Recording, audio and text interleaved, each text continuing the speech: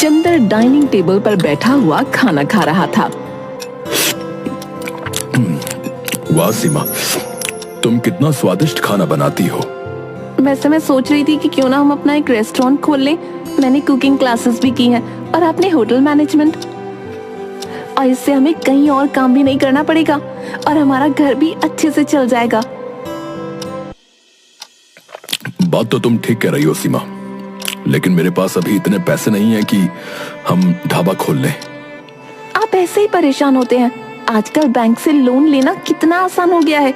हम बैंक से लोन लेकर एक रेस्टोरेंट खोल लेंगे और फिर बाद में किश्त से लोन चुकाया करेंगे। हाँ, ये हो सकता है। मैं कल ही बैंक मैनेजर से जाकर लोन के बारे में बात करूंगा। हाँ। अगले दिन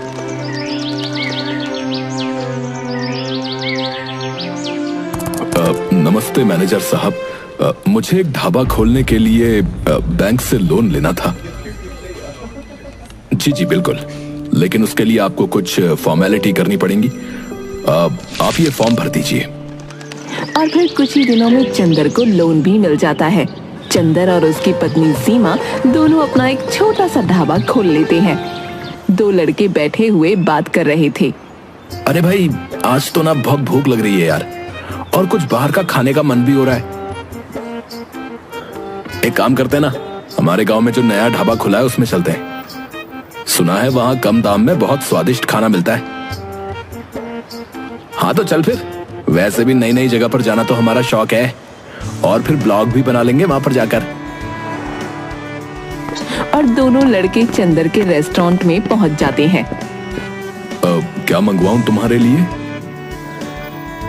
अंकल, आज तो मंचूरियन खाने का बहुत मन कर रहा है। हाँ, और मेरे लिए एक प्लेट चाउमीन। चंदर जल्दी से जाकर ऑर्डर अपनी पत्नी को दे देता है और थोड़ी देर में खाना उनकी टेबल पर लाकर रख देता है। वाह अंकल, कितनी अच्छी खुशबू आ रही है। इससे तो भूख और भी बढ़ गई। और फिर अपने फोन को निकालकर फोटो खींच लेता है।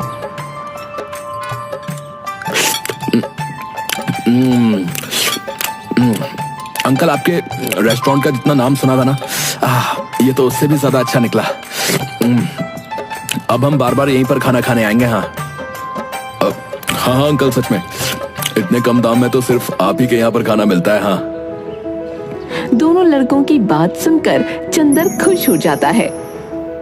सीमा, तुम्हारे हाथ का खाना लोगों को बहुत पसंद आ रहा है।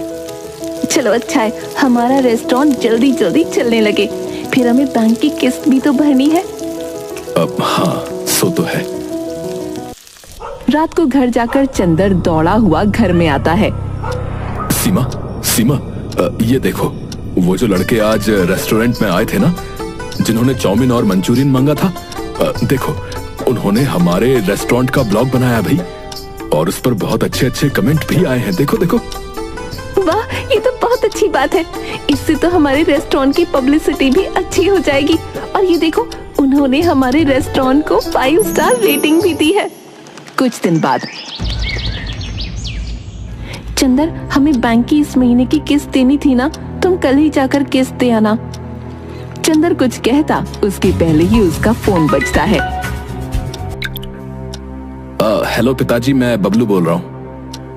अरे हाँ हाँ बबलू, बोल, क्या हाल चाल है और कैसी चल रही है तुम्हारी पढ़ाई?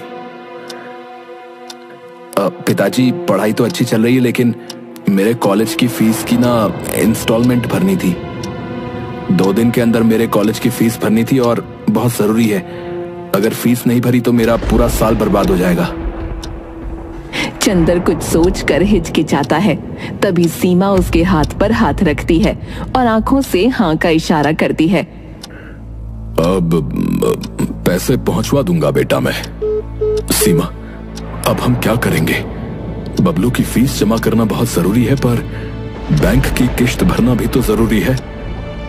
आप परेशान मत होइए, बैंक मैनेजर से बात कर लेना, वो बहुत भले आदमी हैं, वो जरूर आपकी स्थिति को समझेंगे।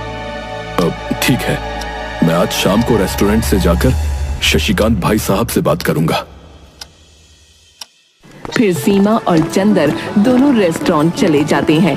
आज रेस्टोरेंट के सामने एक गाड़ी आकर रुकती है। उसमें से कोई और नहीं बल्कि शशिकांत अपने बीवी बच्चों के साथ उतरता है।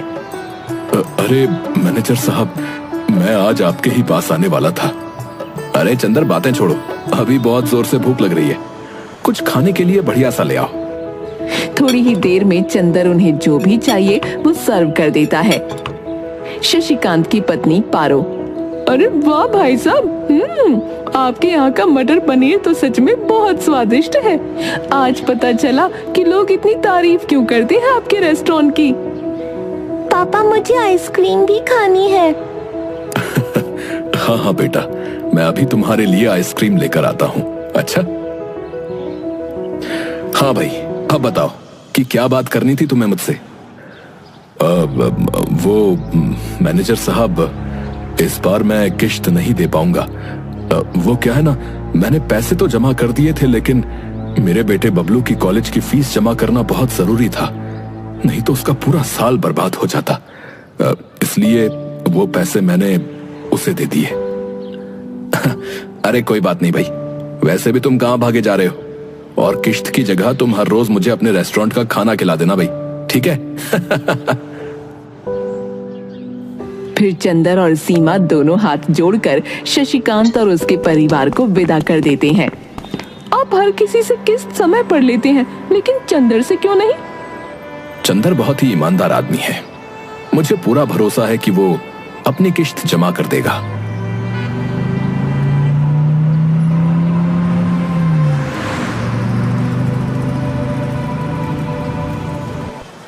ये रेस्टोरेंट तो चंदर के रेस्टोरेंट से बहुत बड़ा और ज्यादा सुविधाजनक दिख रहा है, लेकिन यहाँ कम भीड़ है और वहाँ ज्यादा।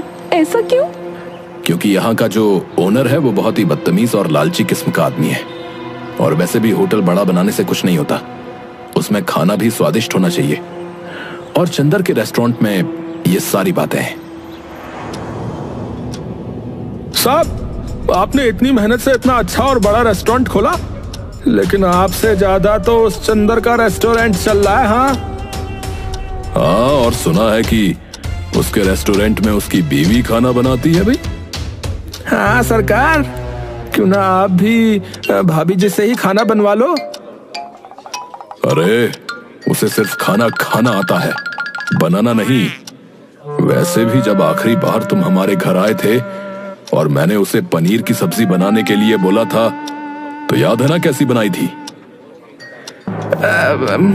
हाँ, नहीं, उनसे अच्छा तो हम किसी और से ही बनवा लेंगे। हाँ हाँ, तो अब जल्दी से सोचो कि उस चंदर का ढाबा बंद कैसे करवाएं, क्योंकि अगर उसका रेस्टोरेंट चल गया तो हमारा रेस्टोरेंट बंद होने की कगार पर आ जाएगा, समझे? वैसे एक तरकीब है हमारे पास सरकार। इस चंदर ने ढाबा बैंक से लोन लेकर खोला है और इस महीने की किश्त भी नहीं चुकाई। अगर हम बैंक में शिकायत कर दें तो बात बन सकती है। अरे लेकिन वो बैंक का मैनेजर शशिकांत, वो उसी की तरफदारी करता फिरता है? जी सरकार, उसकी फिक्र आप क्यों करते हो? अगले महीने इस मैनेजर का ट्रांसफर होने वाला है। हाँ? उसके बाद तो चंदर को बैंक की किश्त भरनी ही पड़ेगी ना। इतनी जल्दी इतने पैसे जमा करना उसके बस की बात नहीं है सरकार। राजेश शैतानी मुस्कान देता है। कुछ दिनों बाद शशिकांत का ट्रांसफर हो जाता है और उसकी जगह नए मैनेजर रोहन, जो कि राजेश का रिश्तेदार था, वो आता है। अरे रोहन, और क्या हालचाल है? मैं तुम्हारा बहुत दिनों से इंतजार कर रहा था। हाँ राजेश, तुमने यहाँ मेरा ट्रांसफर करवाने के लिए बहुत पापड़ बेले हैं, बताओ क्या काम है? वो क्या है ना, मेरे रेस्टोरेंट से थोड़ी दूर चंदर नाम के एक आदमी का रेस्टोरेंट है। उसने काफी समय से बैंक की किश्त नहीं भरी। पिछला मैनेजर तो उसे कुछ नहीं कहता था, लेकिन मैं चाहता हूं कि तुम उससे सारे पैसे एक साथ मांगो। मुझे यकीन है कि वो इतने सारे पैसे एक साथ नहीं दे पाएगा। वो तो ठीक है, लेकिन तुम्हें तो पता है ना महंगाई कितनी बढ़ गई है। तो मैं कोई भी काम जो है बिना पैसों से नहीं करता भाई। हाँ भाई, सो तो है, लेकिन तुम फिक्र मत करो, तुम्हारा इनाम मैं घर पर भिजवा दूंगा, ठीक है? ठीक है, फिर कल तक तुम्हें खबर मिल जाएगी कि चंदर और उसकी पत्नी रोड पर आ गए। अगले दिन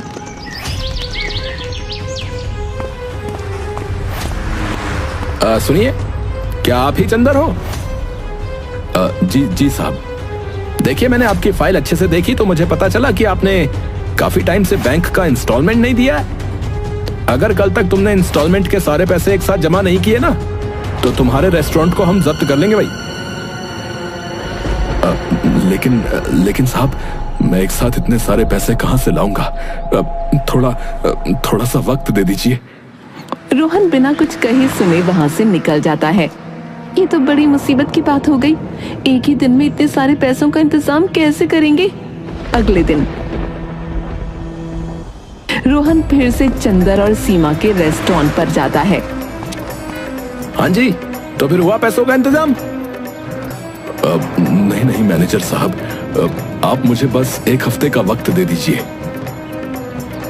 देखिए, मैंने कल ही आपसे कह दिया था कि एक दिन से ज्यादा आपको वक्त नहीं मिलेगा। अब तुम्हारा घर और रेस्टोरेंट दोनों जब्त कर लूंगा। और ये देखो, ये रहे कानूनी कागजात, ये सब ऑफिशियल है। सीमा और चंदर कुछ नहीं कर पाते। अब हम कहाँ जाएंगे जी? अब ना तो घर रहा ना रेस्टोरेंट, अब हम क्या करेंगे? चंदर बिना कुछ बोले रेस्टोरेंट की बातें याद कर रहा था। हम दोनों 2 दिन से इधर उधर भटक रहे हैं, अब मुझ में ताकत नहीं रही। और एक जगह पर बैठ जाते हैं। तभी पीछे से एक आवाज आती है जो कि बबलू की थी। पिताजी, आपकी ये हालत कैसे हुई? मैं घर और रेस्टोरेंट दोनों जगह गया, लेकिन मुझे पता चला कि बैंक ने हमारा घर और रेस्टोरेंट दोनों जब्त कर लिए। फिर चंदर बबलू को सारी बातें बताता है।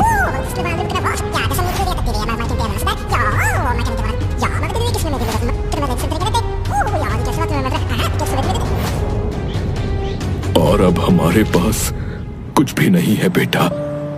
हाँ बेटा, पर तुम यहाँ क्यों आए? तुम्हें भी हमारे साथ ऐसे ही भटकना पड़ेगा। नहीं माँ, ऐसा कुछ नहीं होगा, हम कुछ ना कुछ तो कर ही लेंगे। तभी चंदर को चक्कर आ जाते हैं और वो नीचे गिर जाता है।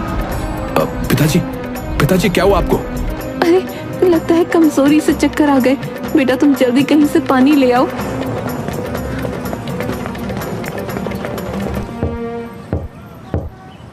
अरे दादा, थोड़ा पानी दे दो, वो मेरे पिताजी बेहोश हो गए।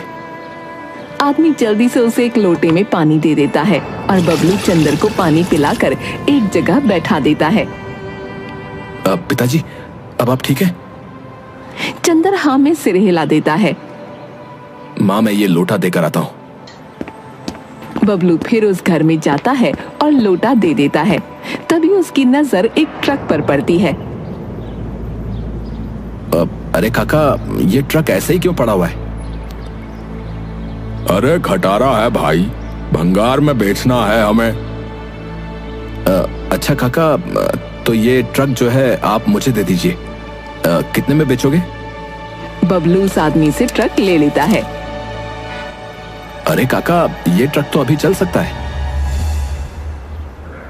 देखो, मैंने इस ट्रक की जगह जो है ना, बहुत सारे नए ट्रक ले लिए हैं, तो अब ये जो है किसी काम का नहीं रहा मेरे लिए भाई। बबलू ट्रक को जैसे तैसे चलाकर चंदर और सीमा के पास ले जाता है। अरे बबलू, इस खटारा ट्रक को तुम यहाँ क्यों ले आए? अरे माँ, ये खटारा नहीं, हमारी खुशियों का पिटारा है। और फिर सीमा और चंदर को सारी बातें बताता है। अच्छा, लेकिन तुम इस खटारा ट्रक का करने क्या वाले हो बेटा? पिताजी, आप बस मुझे थोड़ा सा समय दे दो, फिर आपको सब कुछ समझ में आ जाएगा। बबलू उस खटारा ट्रक को सीधा करने में जुट जाता है। बबलू उस पर कलर भी कर देता है और बस 2 दिन में ही वो खटारा ट्रक बिल्कुल नया दिखने लग जाता है। बेटा, तुमने तो इस ट्रक को बिल्कुल नए जैसा बना दिया, लेकिन तुम करना क्या चाहते हो? माँ, बड़े बड़े शहरों में इसे फूड ट्रक कहते हैं। क्या? Food truck? हाँ हाँ सीमा, इस ट्रक को जो है हम कहीं भी ले जा सकते हैं। इसे हम हमारा चलता फिरता होटल बना सकते हैं। हाँ माँ, ये हमारा नया रेस्टोरेंट रहेगा और इस रेस्टोरेंट की स्पेशलिटी ये है कि आप इसे कहीं भी लेकर जा सकते हैं। इसका मतलब पहले तो सिर्फ फूड डिलीवरी होती थी, लेकिन अब हम होटल डिलीवरी भी कर सकते हैं। फिर सीमा और चंदर दोनों हंसते हैं। वैसे मुझे लगता है कि हमें इस रेस्टोरेंट की पब्लिसिटी करनी चाहिए। क्यों नहीं? तुम्हें याद है वो दोनों लड़के जिन्होंने हमारे रेस्टोरेंट का ब्लॉग बनाया था? हम भी बिल्कुल उसी तरह हमारे होटल का वीडियो बनाकर सोशल मीडिया पर डाल देंगे। हाँ हाँ, क्यों नहीं पिताजी, मैं अभी पूरे होटल का वीडियो बनाता हूँ। कुछ ही समय में बबलू का बनाया हुआ रेस्टोरेंट बहुत फेमस हो गया। कुछ आदमी नुक्कड़ पर बैठे बातें कर रहे थे। अरे भाई, तुमने सुना क्या? अरे पास के गांव में एक होटल है भैया, जो कि जरूरत पड़ने पर खुद चल कर जाता है। बस हमें एक बार जो है उस होटल को ऑर्डर करना पड़ता है, बस हो गया। हाँ हाँ भैया, अब बहुत अचंभे की बात है कि अब होटल भी जो है चलने लग गए हैं भैया। अरे पर ऐसा रेस्टोरेंट दिखता कैसा है भाई? मैंने तो अपने जीवन में नहीं देखा। अरे ताऊ जी, क्यों फिक्र करते हो?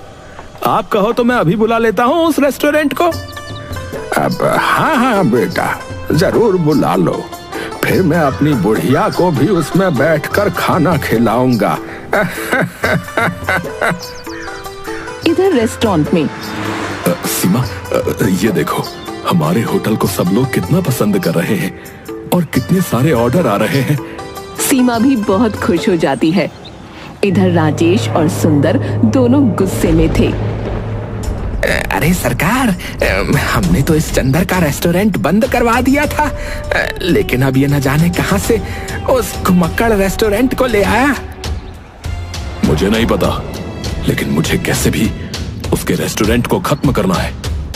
मैं उसके रेस्टोरेंट को बम से उड़ा दूंगा। उस कलमुहे चंदर की वजह से मेरा रेस्टोरेंट बंद होने की कगार पर ही है। हाँ हाँ सरकार, सो तो है। मैं बस दिन भर मक्खी ही मारने का काम करता हूँ यहाँ पर तो। अगले दिन अरे सुंदर, उस होटल को काली पहाड़ी के पीछे वाले मैदान में बुला ले। हम वहीं उसे फोड़ देंगे। वहां किसी को भी पता नहीं चलेगा कि वो रेस्टोरेंट कहाँ गायब हो गया। सब कुछ प्लान के मुताबिक ही चल रहा था, लेकिन जैसे ही राजेश और सुंदर दोनों ट्रक के पास जाते हैं, वैसे ही ट्रक में लाल सायरन बजने लगता है। उसे सुनकर चंदर, बबलू और सीमा तीनों हैरान हो जाते हैं। अरे काका, आपके पास बम है? अरे नहीं नहीं, मैं बम का क्या करूंगा भाई? काका झूठ मत बोलिए, ये ट्रक बहुत सारी जगहों पर जाता है, इसलिए मैंने अपने फूड ट्रक में मेटल डिटेक्टर लगा दिया था, जिससे मुझे पता चल जाता है कि किसी के पास बम है या नहीं। अच्छा, तो तुम्ही ने हमारे रेस्टोरेंट और घर को जब्त करवाया होगा और अब इस घुमक्कड़ रेस्टोरेंट को भी उड़ाना चाहते थे। मैं अभी पुलिस को फोन करता हूँ। नहीं नहीं बबलू बेटा, पुलिस को फोन मत लगाओ। लेकिन तुम मेरे छोटे से रेस्टोरेंट को क्यों खत्म करना चाहते हो? वैसे भी तुम्हारा कितना बड़ा रेस्टोरेंट है। तुम्हारा रेस्टोरेंट खुलने के बाद तो मेरा रेस्टोरेंट बंद होने की कगार पर आ गया था, इसीलिए मैंने तुम्हारे साथ ये सब किया था। मैं रोहन को कहकर फिर से तुम्हारा घर और रेस्टोरेंट छुड़वा दूंगा, लेकिन तुम पुलिस को फोन मत लगाओ बेटा। अरे चाचा, वो तो मैं भी करवा सकता हूँ। बबलू पुलिस को फोन लगाकर सारी बातें बता देता है। थोड़ी देर में पुलिस वहां जाकर राजेश और सुंदर को पकड़कर जेल में बंद कर देती है और बबलू अपना पुराना रेस्टोरेंट और घर दोनों छुड़वा लेता है। वाह बेटा, मुझे तुम पर गर्व है। तुमने सच में हमारा नाम रोशन कर दिया। आज तुम्हारी वजह से हमें हमारा पुराना घर और रेस्टोरेंट दोनों मिल गए और ये घुमक्कड़ रेस्टोरेंट भी। माँ, पिताजी, वैसे मुझे फिर से जाना होगा। मैं थोड़ी ही दिन की छुट्टियों में आया था। बबलू वहां से चला जाता है। चंदर और सीमा कुछ नौकरों को भी रख लेते हैं